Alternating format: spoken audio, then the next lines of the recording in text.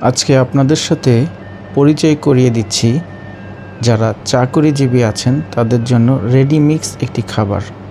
এটি চায়নাতে যারা চাকরিজীবী রয়েছেন তারা সাধারণত খুব ব্যবহার করে থাকেন, অথবা ট্যুরে যারা ঘুরতে যান যেখানে রান্নাবান্নার ব্যবস্থা কম এবং শর্টকাটে খাবার গরম করা যেতে পারে, এরকম খাবার যারা নিয়ে যেতে পছন্দ করেন তাদের জন্য অত্যন্ত উপযোগী।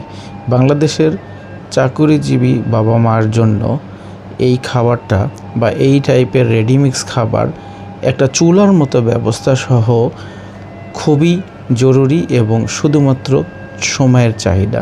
আপনারা দেখতে পাচ্ছেন একটি বাটির নিচে একটু পানি এবং বাটিতে দুটি স্তর আছে।